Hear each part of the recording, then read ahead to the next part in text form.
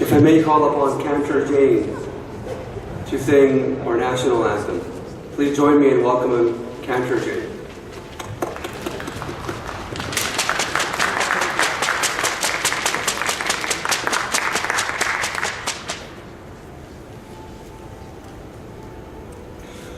Oh, Canada, our home and native land, true patriot love in all of us command. With glowing hearts we see thee rise, the true north, strong and free. From far and wide, O Canada, we stand on guard for thee. God keep our land glorious and free. Oh, Canada, we stand on guard for thee. Oh, Canada, we stand on guard for thee.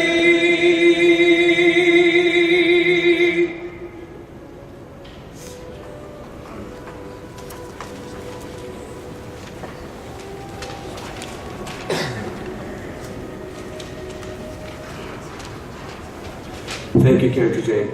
Now, if I may call upon the Calgary Interfaith Council, its members, and various religious and spiritual leaders to come forward and to put a piece of the puzzle and to complete the puzzle on my right. Thank you.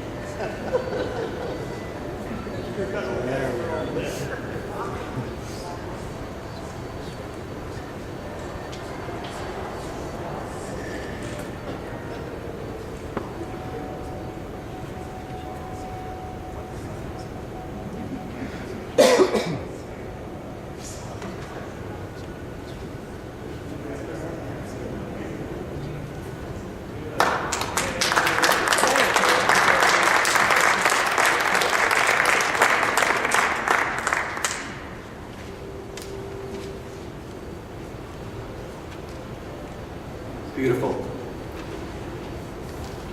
Once again, welcome, greetings. My name is Fayaz and I'll be your MC for tonight. Bismillah ar-Rahman ar-Rahim, alhamdulillahi rabbil alameen, wassalatu wassalamu ala sayyid al-mursaleen, wa ala alihi wa sahbihi ajma'een. honorable guests, both young and elderly, our distinguished Mayor Nenshi, respected political, religious, and community leaders, fellow Calgarians, brothers and sisters, after having acknowledged the traditional territories of the Blackfoot and the land and the people of Treaty 7, let me begin this beautiful evening in Calgary, Alberta, by simply saying thank you. From the bottom of my heart, on behalf of the Calgary Interfaith Council, thank you for being here. United we rise, divided we fall. As someone once said, alone we can do so little, and together we can do so much. We are each other's business, we are each other's harvest, and we are each other's magnitude and bond. Now, perhaps more than ever, does every human being, every citizen, every organization, every level of government, the one, the only, the human race, we are obligated to come together, to work together, and ultimately unite together in curbing, curtailing, and condemning all forms of bigotry, hate, bias, and indiscrimination.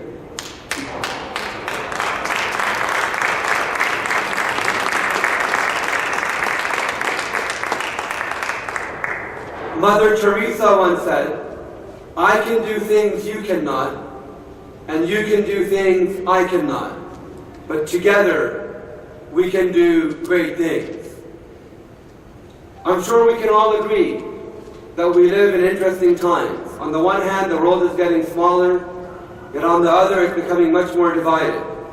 Similarly, we're having these great conversations surrounding pluralism, faith and spirituality, multiculturalism, yet one can definitely argue that racism, prejudice, misogyny, anti-Semitism, anti-Islamic rhetoric, and xenophobia is also on the rise. And it is for this very reason the Calgary Interfaith Council, who were the first prize winners of the World Interfaith Harmony Week prize, which was given by His Majesty King Abdullah II in the year 2017, have once again decided to be part of this beautiful cause and initiative. And the theme of this year's World Interfaith Harmony Week is I choose to be civil, listening, caring, and engaging.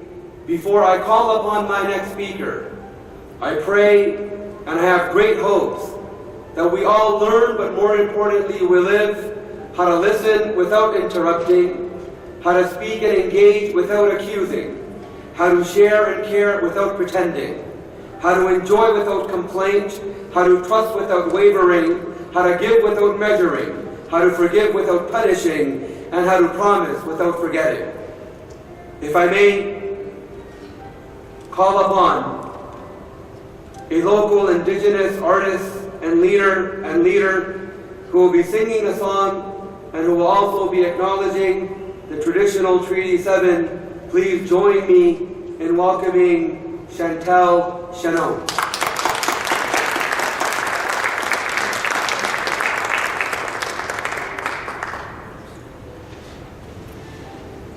Hansei, Oki, Bozu, hello. My name is Chantal Chagnon.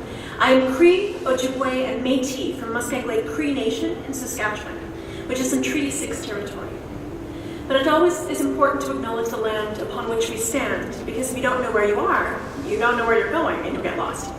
So this is the home of the Treaty 7 people, the Blackfoot or Niitsitapi of Siksika, Kainai, and Magani, the Beaver people of Tsutsina, and the Stoney Dakota of Morley, which includes Chiniki, Bears Paw, and Wesley First Nations. We're also walking the footsteps of Métis Region 3, which is why I proudly wear my Métis sash to act as that bridge between Indigenous and non-Indigenous people. When we acknowledge the land, we're actually acknowledging far more than that.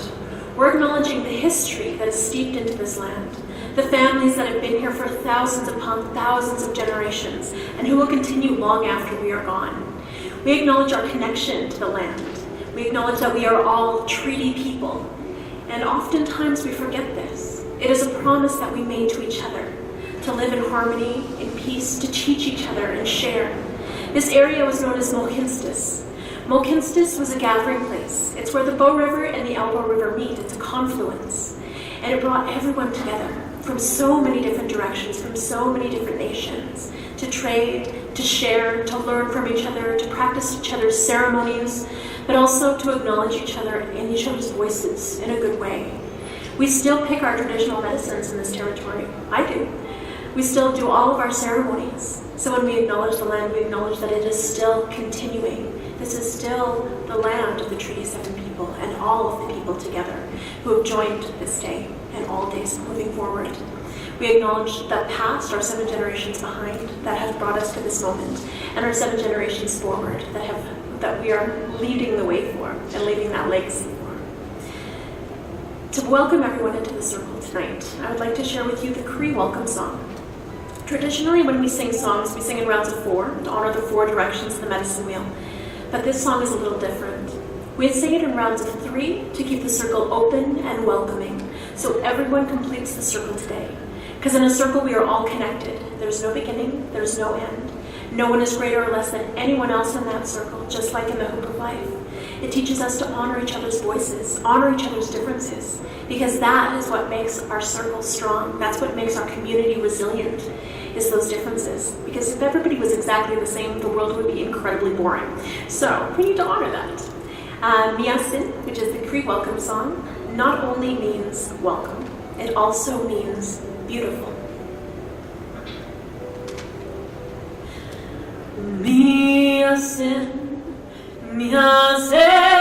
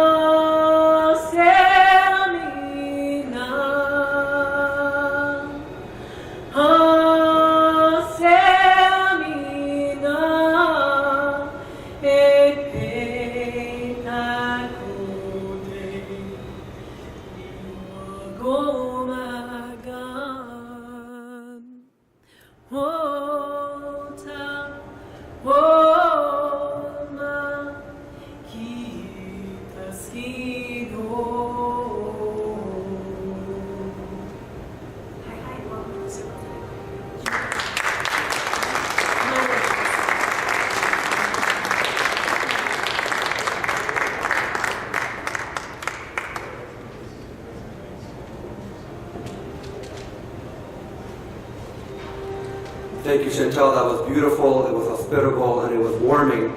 It reminded me, or your words reminded me of what Black Elk, who was an Indigenous elder, he once said, "All things are our relatives. What we do to everything, we do to ourselves. All is really one." The next item on our agenda, ladies and gentlemen, will be a call to prayer. If I may call upon Shah Wali from the Al-Madina Assembly, May Cumming from the Baha'i community, and Reverend Wallace Bornhouse from the All Saints Lutheran Church for the call to prayer, please join me in giving them a warm welcome.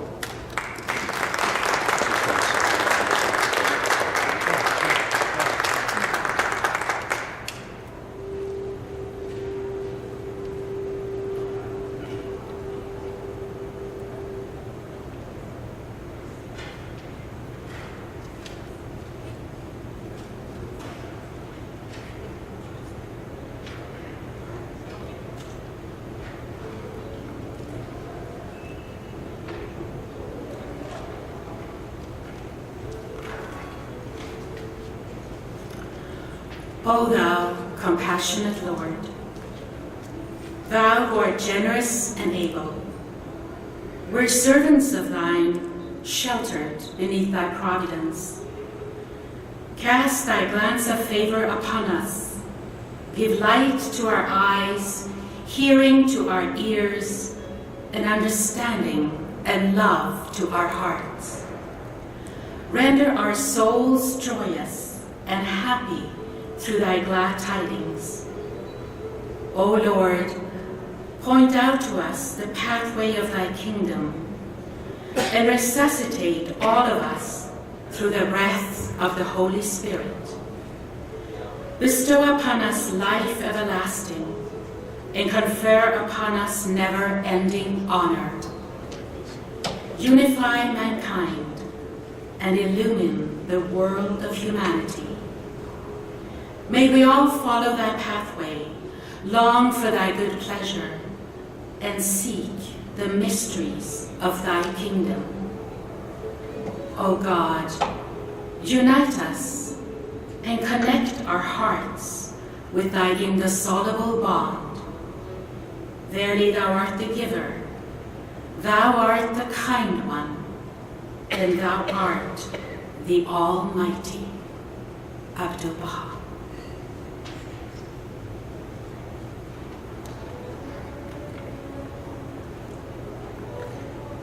On behalf of the Evangelical Lutheran Church in Canada, Alberta Synod, and All Saints Lutheran Church here in Calgary, I, Reverend Wallace Bornhouse, bring greetings to you on this most wonderful evening as we kick off our Interfaith Harmony Week of 2019.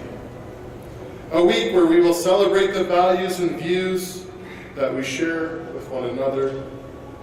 A week where we will encourage one another to listen, care, and engage each other civilly over issues where we may have a difference of opinion.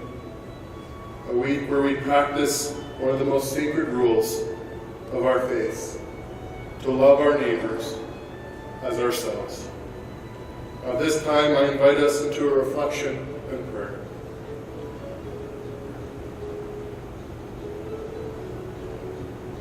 O God, you made us in your own image. Look with compassion on the whole human family. Take away the arrogance and hatred that infect our hearts. Break down the walls that separate us. Unite us in bonds of love. Inspire us to listen, care, and engage one another in civil discourse. And through our struggle and confusion, work to accomplish your purposes on earth, so that in your good time, every people and nation may serve you in peace and harmony. Amen. That's right. Respected guests, respected dignitarians, brothers and sisters, ladies and gentlemen, good afternoon and good evening. My name is Shah Hamid. I am a youth here in Calgary. I am here representing Al-Madina Calgary Islamic Assembly. And as we know, we are here gathered today in the Interfaith Week to talk about being civil. Being civil itself is peace, kindness, patience, forgiveness, all things which are crucial to my faith, Islam. all things which are key aspects of my religion. And in Islam, we believe that there are two types of rights: the rights of God and the rights of people. Now, as Muslims, we have 5 daily prayers. This is our most notable right to God that we have to fulfill. Our 5 daily prayers take about 1 hour of time at the end of the day. If you calculate all the time that these 5 mandatory prayers take, it's little over an hour. The rest of those 23 hours, according to Islamic faith, are dedicated towards the rights of people. Being kind, being courteous, being polite, being friendly. This is a form of worship of God in my faith. That we believe that in order to connect with God, in order to create a connection of love and understanding between you and the Creator, you first must connect with those whom the Creator loves, His creations. You have to connect with those whom the Creator has created, the ones whom He loves, which are all of us sitting here today. To first ourselves be kind, be compassionate, be merciful, be forgiving. And in the Quran, our Holy Scripture, the book, the Holy Quran, God is referred to by 99 different names. Ar-Rahman, the Beneficent. Ar-Rahim, the Merciful. Al-Wali, the Friend. Al-Wadud, the Loving One. This is the duty of every single Muslim, to adopt these characteristics, to foster these characteristics, to be a vessel of these attributes of God into our every single day lives. That when we step out the house, we step out with the feeling, the intention, that today I'm going to be wali to somebody, I'm going to be a friend to somebody, today I'm going to be rahim to somebody, I'm going to be merciful to someone, today I'm going to be rahman to somebody, I'm going to be compassionate to somebody. This is the foundations of our faith, a foundation of love and peace, of being civil and creating a civil society. That the Prophet Muhammad, peace and blessing be upon him, said, even giving a smile is a form of donation. It's a sadaqah, it's a form of donation. That if I smile at somebody, they're going to smile back at me. And they're going to have a good feeling in their heart, and they're going to go smile to somebody else, and go smile to someone else. And before you know it, the whole city's smiling. Before you know it, everyone's in a good mood. Just like how when you plant a flower, it makes the whole garden beautiful. The whole place begins to smell like flowers, even if there's just one flower. You spray one spray of Febreze in the air, the entire room begins to smell good. That is the effect that just a simple smile has. That the Prophet Muhammad, peace and blessing be upon him, also said that if a society is founded upon these 4 things, whether it is Muslim or non-Muslim, that society will never fail. Justice, truth, fairness, and kindness. That if a society is founded on these 3 things, that if the kids are taught to be these 3 things, to be just, to be kind, to be fair, to be truthful to other people, then that society will never fail as a society. But just a quick raise of hands, how many of us have heard the quote, treat others the way you would like to be treated? Just a quick raise of hands. Everyone. Did you know this is the translation of one of the sayings of Prophet Muhammad, peace and blessing be upon him? He said, treat your brother the way you want to be treated. Love your brother what you love for yourself. This is the foundation of my faith. And I'm happy to say that based off programs like this, based off the civilness that I'm seeing in these programs, where people of different faiths, of different backgrounds are coming together to not argue about what they have different, but rather to agree and acknowledge the things they have in common. I am very happy and I'm very pleased to say that I'm growing up in a city in which people are founded by these 4 things. Founded by truth, justice, fairness, and kindness. And we pray to God tonight that may He instill and may He install this fairness, this kindness, this justice into every single one of our hearts. And may He let us step outside of His house while adopting His attributes. And may He allow us to think like civil people, to listen, to be caring, and to be engaging at all times, in all places. Thank you.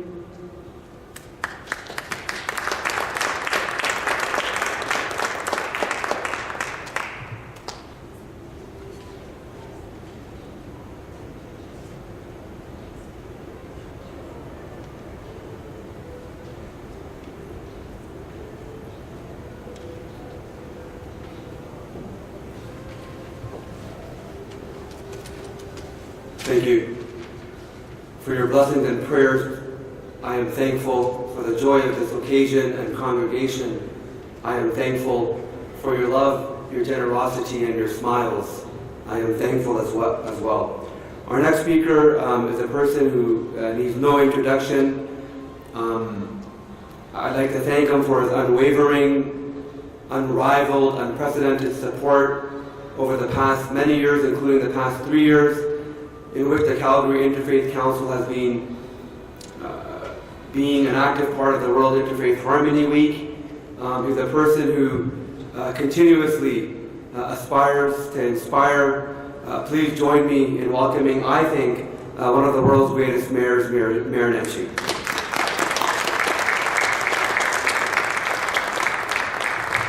Well, thank you so much, Imam, and thank you all so much for being here today. You know that I always call this place Calgary's living room. And I always say that this is the place where we come together to talk about and to build community together. And I'm always thrilled to be able to host organizations like this one and this particular organization here in this place. 2 years ago, we stood in this spot in the shadow of one of the most horrific acts of violence we had ever seen in this country. Exactly 2 years ago. And today we stand here again in a world where it doesn't seem like there is a lot of light. And as Imam reminds us, with all the success of the conversations we're having, with the fact that we start every single public gathering with that land acknowledgement, never as beautiful as Chantal does it, at the same time, we live in a place of division and darkness. We live in a place of anger and bitterness, and we live in a place of hatred. And it's not just everywhere around the world, it's right here at home as well. So I feel like I say the same thing every time. And if you come on Wednesday morning for breakfast, you'll hear me say it early in the morning, just a little bit longer. Oh, I'm not going to be there on Tuesday. Is it Tuesday? Okay, Tuesday morning for breakfast if that's it. If I showed up on Wednesday, that'd be bad news probably. You'll hear me say this a little bit longer, so I'll be uncharacteristically brief tonight because I know you're all coming for breakfast on Tuesday. But I always say the same thing. And I say that when faced with the world that we're looking at, how do we react? What do we do? And I would argue that we as people of faith have a particularly important role. And that role is to lead. That role is to remind ourselves that we as people of faith have more that unites us than that which divides us. The necessity of service, the need to leave it better than you found it, the dignity of every human being, those are the things that we have to work on together. This past Sunday was International Holocaust Remembrance Day. And a survey had come out, I'm sure many of you saw it, of Canadians showing that we are forgetting. That we are forgetting what happens when we don't lead to that light. We are forgetting what happens when we let the darkness at the edges and the shadows at the edges encroach on who we are and on what we believe in and on what we do. And on that day, I stood in council the next day, and I started council by saying, we mourn the 6 million Jews, we mourn the millions of others who lost their lives in the Holocaust. But we can't just mourn. We have to commit ourselves to those simple words, not just never again, but never forget. And it's important for all of us to be able to do that, and we have to be that. You know, though, I gotta say that I am just so excited to be here today. To be with my people. It's like stepping into a warm bath. To think about what it is that we're trying to do together as a community. And I want to say thank you to all of you for coming together in the Interfaith Council. I mean, I love this so much. In the first year, right? You're showing the world what it is possible to do in a place like this, where it would be so easy to let that which divides us take over from that which unites us. And that's why tonight's so important. Because tonight we live the promise of our community. Tonight we show the world, our community and the world, that leadership in harmony is something that we need and something that we can do. Tonight we demonstrate the most powerful light possible on that encroaching darkness. That light that comes from being together and from looking after one another. So, that said, I was really only supposed to do one thing tonight, and I will do it. I have an official duty. So here we are. In 2010, the United Nations General Assembly designated the first week of February as UN World Interfaith Harmony Week. This week provides a platform for all interfaith groups and people of goodwill to recognize their common values, share our customs, and strengthen our ties in the spirit of mutual respect, peace, and harmony. Whereas the freedom to observe and practice one's religion, individual conviction, faith, or beliefs without fear is a fundamental right. Whereas our city recognizes the equality of rights and privileges of citizens from diverse communities and promotes zero tolerance of discrimination. Whereas the City of Calgary encourages and supports the development of programs and projects that promote harmony and foster understanding of our city's diversity of faith and culture, on behalf of City Council and the citizens of Calgary, I hereby proclaim the week of February 1st to 7th, 2019 as UN World Interfaith Harmony Week. Let's have a great week. See you on Tuesday morning.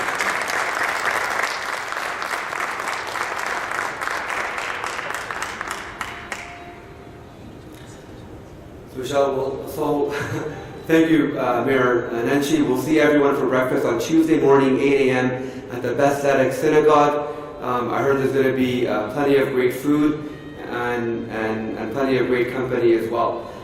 Mayor Nenshi was speaking about darkness and light, and as Calgarians, I know we all acknowledge the fact that a candle loses nothing by lighting another candle. And it is indeed during our darkest hours that we're all obligated to light many more candles as well. And one may legitimately ask why. And I think no one better has answered this question than Martin Luther King Jr. when he once said that darkness cannot drive out darkness, only light can do that.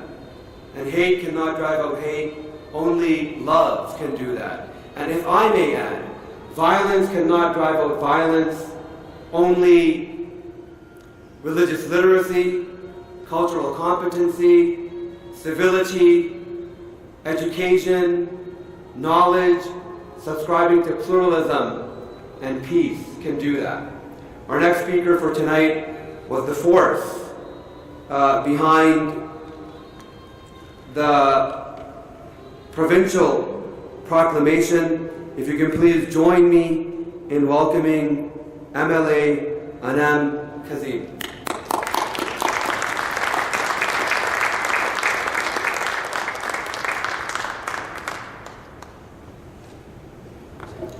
Hello, good evening everyone.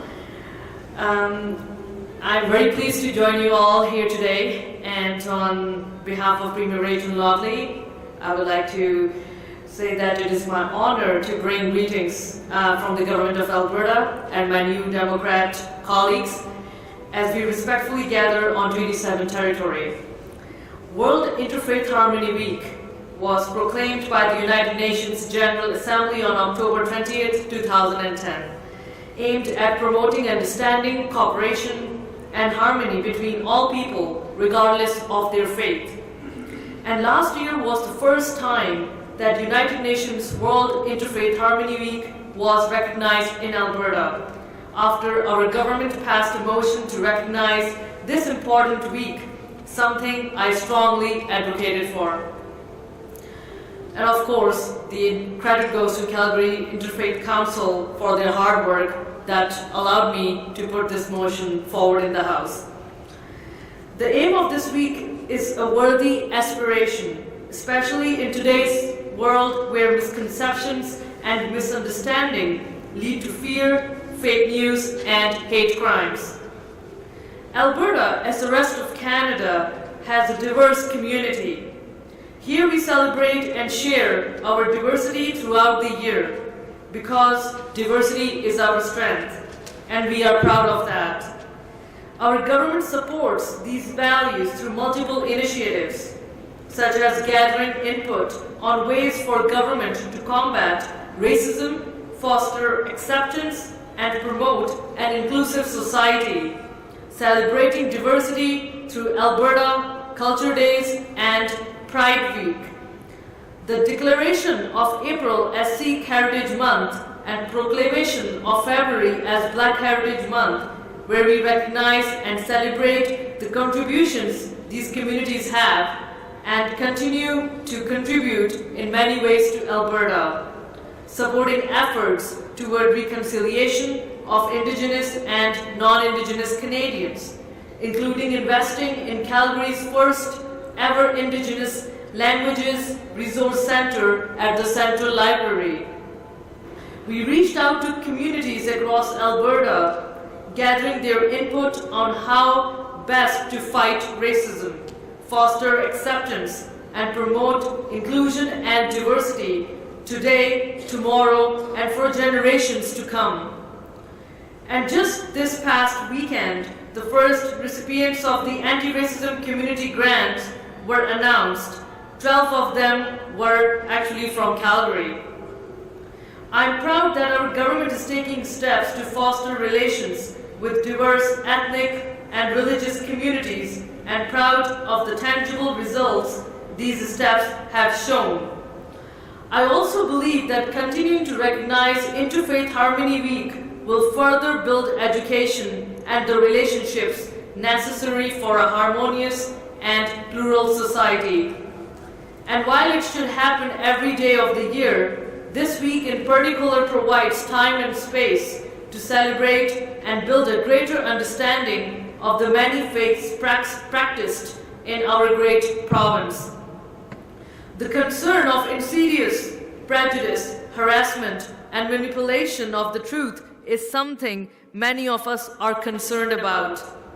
And while it is easy to blame communication networks of all kinds, we must first look at ourselves to see if there is something we should or could change in combating those concerns. Our information and understanding of ourselves and the world around us does not and cannot come solely from communication networks. It also needs to come from the relationships we have with our friends and neighbors, professional and commercial acquaintances, and the stories we have about them and their experiences, expertise, and views. This year's local theme is listening, caring, and encouraging. Listening, caring, and engaging. So I encourage all of you to use that theme to reinforce and find ways to create greater sharing of our stories by educating ourselves in order to learn about others with understanding and respect. This week, the province of Alberta will join millions across the world to celebrate what unites people in faith, love, and good actions.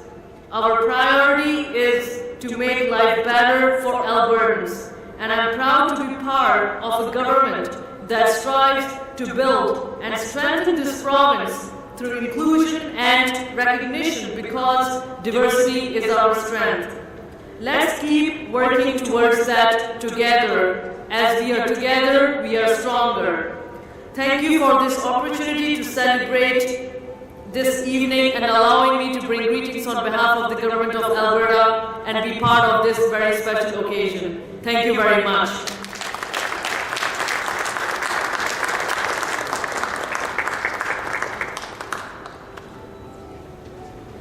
Thank you, Anam. May we all learn how to listen before we speak, to forgive before we pray, to think before we react, to wait before we criticize, and may we seek to understand prior to being understood. Somebody once said that civility is like cement. It strengthens and binds community and society together. I guess the question tonight is, how do we integrate this value of civility within our lives? And I can think of no better people than Rabbi Shaul Osachi and Tony Snow, who are, pardon me? Oh, jeez. Okay. Chantal Chagnon. Sorry. Typo. All right. You know, who will be coming up within a few moments, articulating and explaining some of their local programs. Please join me in welcoming these two beautiful souls. Oh, is this Chantal? Okay. Please join me in welcoming our beautiful Chantal. Thank you. Sorry about that.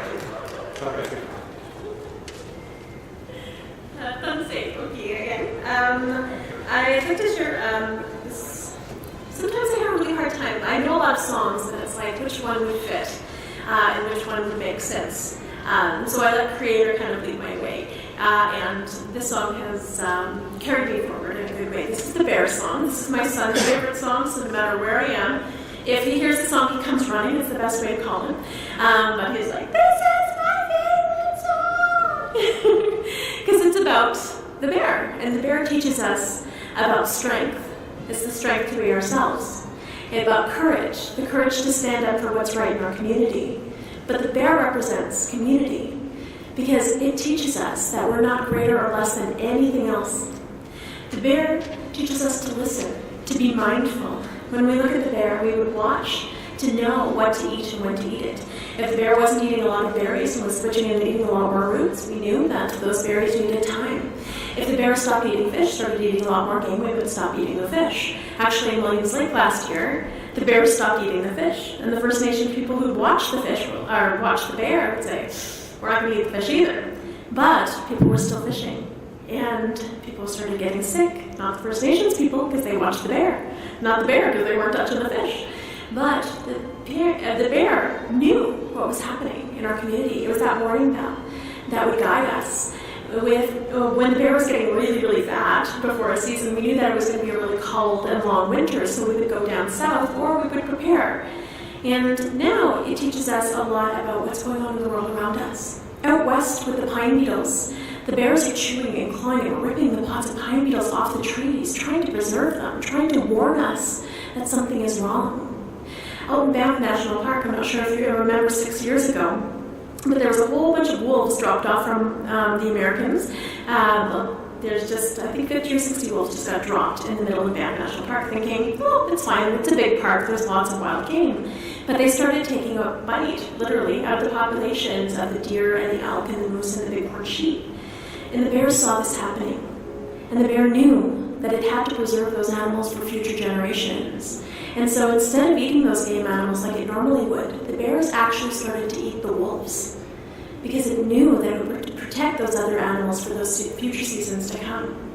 The bear teaches us that sometimes we have to make those hard decisions to unite our community, that sometimes we have to listen very intently and know that one decision that might make us uncomfortable today is going to make the community a better place tomorrow.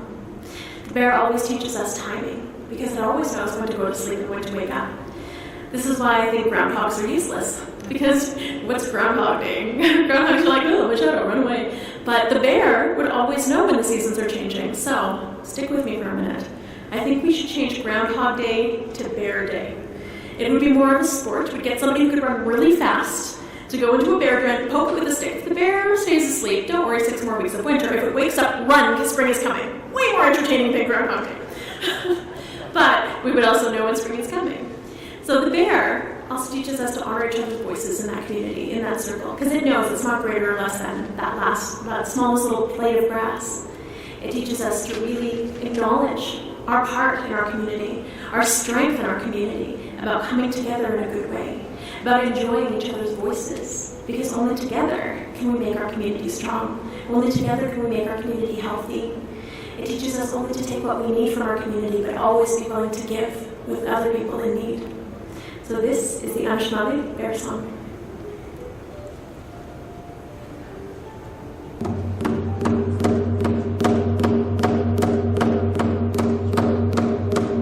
Hey!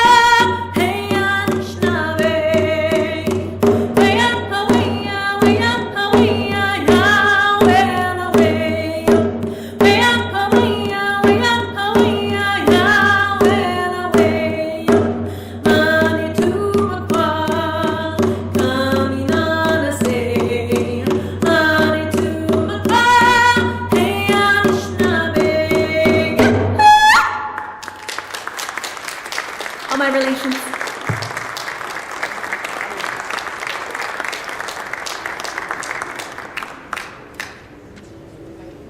Thank you, Chantal.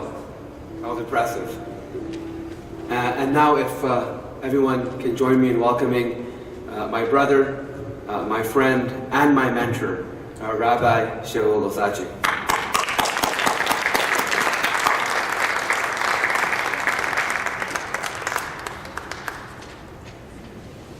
It's a pleasure and an honor to be able to share with you an example of how we approach civility, how we engage our communities in learning to move to patterns of speech and attitude and interaction that truly exemplifies our traditions. We at Beth Tzedek, through just the generosity of a woman, Lil Fader, who's been active for many years in interfaith activities, inspired us to create a new program. And it was based upon the notion that at the heart of intolerance, at the heart of anti-Semitism and racism and misogyny and everything else is a lack of education, a lack of an awareness. When we don't know about other people, we tend to fear them. And that leads to stereotypes, it leads to misunderstandings about who we're not comfortable with. And so the antidote to religious illiteracy is religious literacy. And so our synagogue has very ambitiously, and I give credit to the people who've participated in this program, who've opened themselves up to reach out and learn about other traditions. We've had the opportunity for the last, we're in our 6th year actually, of engaging a clergy or religious leader from another tradition to be on the staff of the synagogue. They write a monthly bulletin, they have an email address, and they basically have opportunities throughout the year to educate every demographic in the synagogue about their particular tradition. They also are assigned the opportunity, if you will, to help build a bridge to that community. We began with the Sikh community, and in my high holiday address, I said to the congregation, what do we know about Sikhs? And everyone looked at me like, okay, Rabbi, tell us what we know about Sikhs. And it was very easy, because I said, this is what you know about Sikhs. You know that they drive taxis. You know that they wear a turban. You know that some of them have these kirpan knives that they're wearing. And you don't know too much more about them. I said, how can you possibly engage in a conversation, in a relationship with someone, that's the basis of what you know about them? So we spent a full year studying about Sikhs, and it was absolutely enlightening. The second year, Casey Eagle speaker, well, the first year was Dr. Harsha Singh. Casey Eagle speaker was our next scholar from the Indigenous community, the Blackfoot, and our year was absolutely fascinating to see parallels between our tradition and some of the Indigenous teachings, to see the differences. But the year ended with a sweat lodge ceremony. That actually has its roots in Jewish practice. It's called a schwitz, where you go to the sauna. But this was a completely different experience. We actually really saw something spiritual in this, and it was a tremendous year. Third year, Imam Hassadi Hassan from the Husseini Association was our scholar. That was the most controversial year. He was probably the first imam to ever been on the staff of a synagogue. And he did so and acquitted himself quite admirably in teaching us and being patient with us, answering some tough questions here and there, but with great love and with compassion, teaching us about the beauty of Islam. The next year we were blessed to have Sensei Ken Madden teaching us about Buddhism. For us, it was a journey east that many had never taken. A beautiful opportunity to visit the temple, to learn and to understand meditation and other ways of looking at the world that we don't see in the confines of our synagogue building. Last year we had Dr. Tina Ruparel from the University of Calgary teach us about Hinduism. And he used movies and he used other media forms to really engage us. And again, very striking to see all these different manifestations of God that you won't see in a synagogue. We learned a lot. We touched people, we interacted with their communities, and in doing so, one-on-one, people begin to learn how to ask questions, how to take a risk, and reach out to someone. I had a particularly striking conversation with a table of Muslim boys who were young teenagers sitting at one of our programs where everyone else was mixing and talking, and I sat down next to them and I said, "So tell me what it's like to grow up as a Muslim in Calgary." And they looked at me and they weren't sure whether they really wanted to tell me. I pressed them. I said, "Tell me what it's like." And they were honest. They said, "Well, we have a lot of difficulty. We have challenges. We have people who are intolerant." And I said, "So how do you deal with that?" And one kid put up a fist. The others tried to suggest that wasn't the right way to do things. One said we just ignore it. Somebody said we engage it. And listening to this, I flashed back to my own childhood as a Jewish kid, and I said, those were the same reactions that we had. We share that kind of experience and that upbringing and that filter on the world that we live in. So this program has been very, very successful. It's been very enlightening.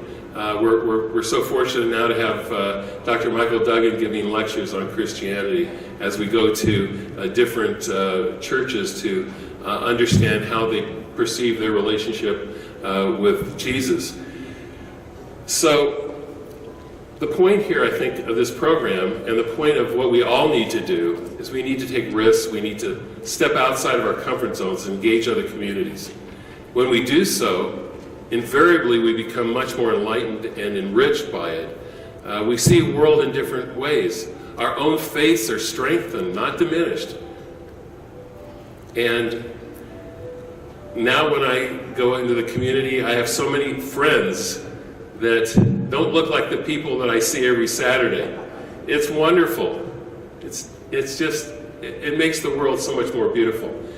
And personally, as I've now learned so much more about other traditions, I can articulate things to people that I couldn't before when they cite misconceptions.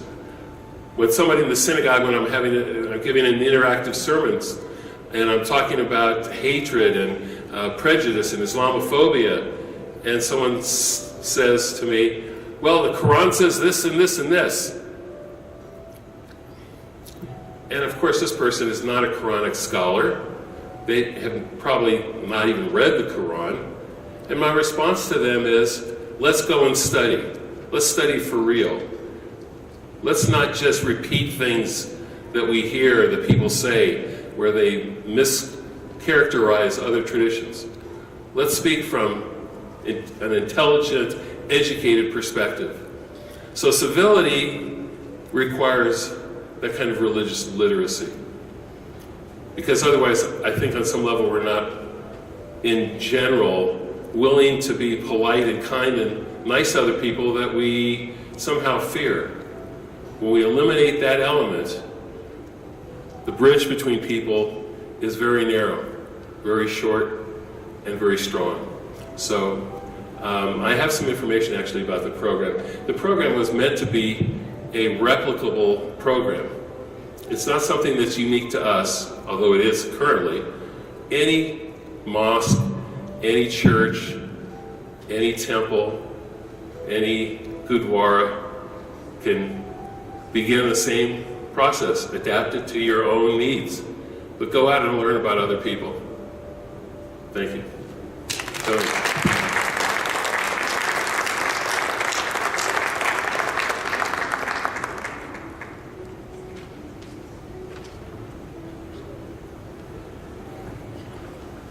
Good evening. Dagun Chaba min town chastabi. Mbawa Stitch. My name is Tony Snow. I come from the Stoney Nakoda First Nation in Morley, Alberta. I'm a descendant of the late Dr. Reverend Chief John Snow, and through his lineage, a descendant of the signers of Treaty Number 7, which covers southern Alberta. I grew up with the First Nation, worked with a lot of the people there and our elders over the years on various pipeline projects, environmental projects. Now I work with the community here in Calgary. One of the things I'm working on is something I'll talk about tonight, which is the Urban Indigenous Ministry, which is a long effort to develop a relationship, again, with the United Church of Canada.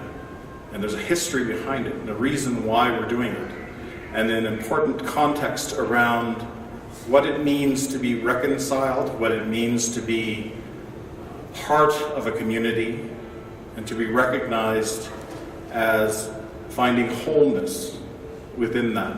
And I think for our theme of civility, it's the ability to come together, to understand one another in that wholeness and in that awareness of our relationships that have been and that will be.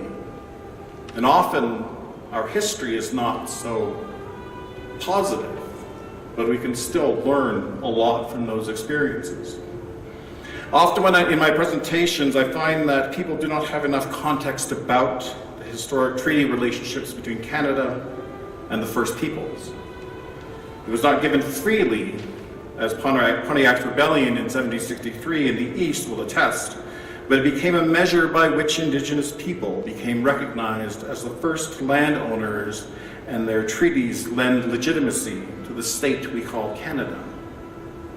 Canada has not done a very good job of describing this relationship or in venerating its historic nature. Across the world, people struggled for legitimacy, for land, for territory, for a home. In Canada, a peaceful coexistence has been possible since Canada's inception. It's because of those promises made. It's because of that relationship as we had discussed at our treaty negotiations. These have not always been upheld. In fact, when the treaty was signed for Treaty Number 7 here at Blackfoot Crossing in southern Alberta in 1876 is when they actually passed the first Indian Act. And with the rise, we talked tonight about that darkening shadow. And with the rise of an immigrant population and of a diverse community we have in our cities, it is ever more present that the society tends to shift between a very progressive stance back to a very conservative stance. And we're at one of those pivotal moments. And at this time, it's important to remember who we are and what we believe, so that as that shift occurs, we don't fall back into those old patterns, those old discriminations, those old challenges, but we are able to move ahead together in knowledge of one another that usually wasn't there before. I think with the technology we have today and the relationships, the size of the city, the number of people who are from other places, really contributes to that diversity that is apparent in our communities, and something that cannot be readily glossed over as we move back into a more conservative time, as we see in the States, and that echoes in Europe, and that's echoing here in Alberta with a number of the different events that have gone on. And so it's important to remember how we treat one another is modeled on how we are treated and how we treat ourselves. Over time, the broken treaties strained our relationships. The Indian Act, which came into effect at the same time of our treaties, took advantage of our lack of bureaucratic and systemic power. and did things like ban our ability to participate in society from voting, from becoming educated, or retaining legal counsel. All of these were met with a loss of status of Indigenous people. We were erased from the Canadian Indigenous relationship, one by one, until those outside far outweighed those inside our reserves. It has taken us several generations to begin to get a foothold and to seek redress for these injustices. And as our elders foretold, reconciliation is a journey, not a destination. Equality, fair-mindedness, warm regard, these are things gained by our struggles, the things Canadians take for granted. The ownership of land, the ownership of businesses, the ownership of places of worship, and community are a struggle for Indigenous people. Those born in our situation often work for generations to get out of poverty first before they can set foot in the boardrooms and legislatures of our country today. Still others see their futures cut short through incarceration, racial profiling, and other forms of constraint. Today, as we gather and remember some of those challenges, it's important that we understand that this is not the way it's meant to be. This is not the way it was supposed to be. And that seeking redress is an important element of understanding how we can become a more fair and civil society. So with the United Church at this time, we have worked for many years, probably about 30 years since the first apology came in 1986. The efforts at the Truth and Reconciliation Commission calls to action being implemented by the United Church in 2015, the implementation of the UN Declaration of the Rights of Indigenous People also being implemented in 2015 within the United Church. And these are pushing the federal government to become more accountable and to become more aware of the rights of Indigenous people. That's one step. And it took that effort to bring to light that relationship within our United Church communities, our churches, our efforts within their committees and their committee structure to become recognized. And now, as we work together, we can do things like the Indigenous ministry, where we can begin to address some of the social and cultural inadequacies that are found within the city, to be able to find a place where people who come to Calgary from other parts of the world, from other parts of our country, can find a place of belonging. And so for those transient people from different First Nation communities, it's a welcoming spot to come and be able to worship as they want, as they were taught, and as is part of their tradition. There are certain elements that people have to observe throughout their lives. Certain, and as you were saying, the sweat lodge and other rites of passage, other elements that are critical to the way that we see the world, become very integral when we are away from our communities, when we can't practice, when we can't be part of a community of faith that practices. And so as we are coming together here in the city, we have to change, we have to adapt. And that is where my history comes in. The Stoney people were converted to Christianity in the 1840s. And for that time, very strong adherence to that faith. When the first missionaries came in the 1870s, they were surprised that the Stonies were already observing the Sabbath. The Stonies had taken on and incorporated their culture into their culture. And that is a result of the way that they were converted through the work of an Ojibwe minister who came from the east at that time and told the Stoney people, our ancestors, here's the Bible, here's a good book. Take from it what you will. Use it in any way that you can. and it can help your people. And so this invitation to share knowledge, bring those knowledges together and incorporate them as we would, is a tremendous idea around working towards understanding one another. And so from my perspective, we have already achieved that reconciliation. It's up to the other side to sort of recognize what has happened and to start taking that reconciliation job upon themselves. We can talk about it all we want, but until it starts getting taken up and understood and participated in by those outside of that group, that's when we will see change occur. And so we have a great challenge today, with a majority of Indigenous people who live inside the cities and a burgeoning youth population who needs direction and teaching and foundation. So many have left the social ills and addictions that have cursed their ancestors.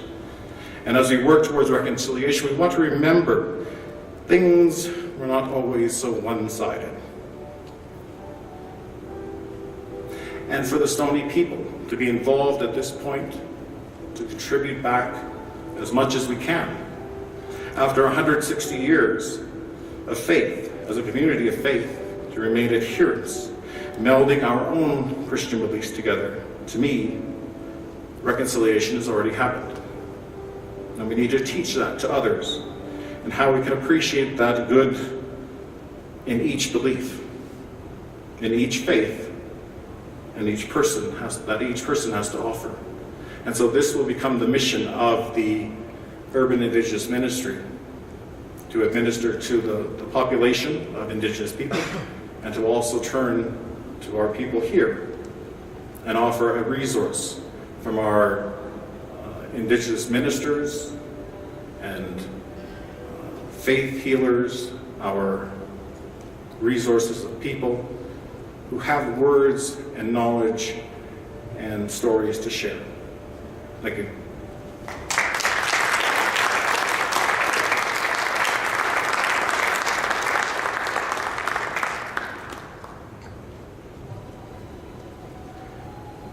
Thank you to both Tony and Rabbi Shaul. When Rabbi Shaul was speaking, he was speaking about, it's important that we ask questions and get out of our comfort zone. And when we do that, truly, it'll help perhaps myself to realize that the world is one country, humanity are its people, and doing good is our calling. And also thank you, Tony, for shedding light on some essential and important issues. And I think when we speak about racism or discrimination and migrating from exclusion to inclusion, we must remember our brothers and sisters who are part of the FNMI communities as well. The First Nation, Métis, and Inuit communities, because we are all one people, we are one community. And it is only, again, united we rise and divided we fall. I have some closing remarks, and thereafter Cantor Jane will conclude our evening with a beautiful song dedicated to peace. Three action items. The first action item, remember what novelist Henry James said, 3 things in human life are important. The first is to be kind, the second is to be kind, and the third is to be kind. The second action item, if I may request all of you to take and assign your name towards the civility pledge at the Calgary Interfaith Council desk at the back, that would be greatly appreciated. And if you can also RSVP for the concluding dinner, which will be on Thursday, February the 7th, and do not forget pancakes and eggs and Nenshi for breakfast, on this coming Tuesday. If you can join me in welcoming Cantor Jane for the concluding song. And Cantor Jane, when the song is concluded, our program will also be concluded. Thank you for listening, and have a great night.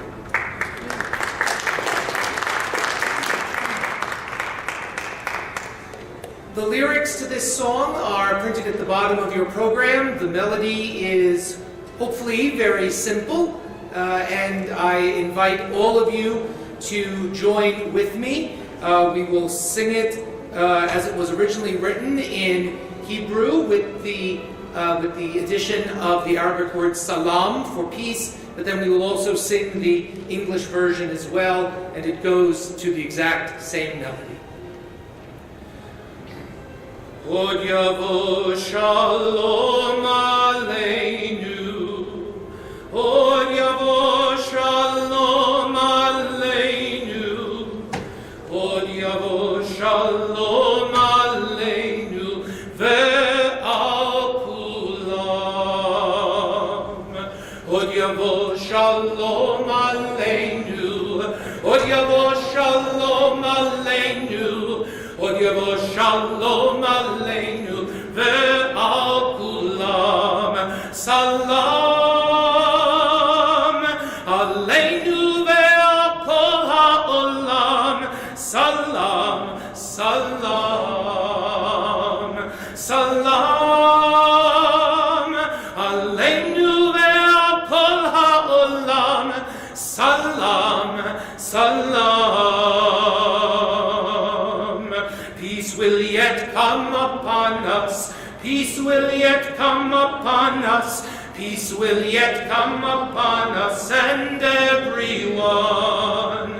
Peace will yet come upon us. Peace will yet come upon us. Peace will yet come upon us and everyone. Salam upon us and upon the whole world. Salam, salam, salam upon us and upon the whole world. Salam, salam. Od yavo shalom aleinu, Od yavo shalom aleinu, Od yavo shalom aleinu ve'hakulam. Od yavo shalom aleinu, Od yavo shalom aleinu, Od yavo shalom aleinu ve'hakulam. Salam aleinu ve'al kol ha'olam. Salam, salam, salam aleinu ve'al kol ha'olam. Salam, salam. Od yavo shalom aleinu, Od yavo shalom aleinu, Od yavo shalom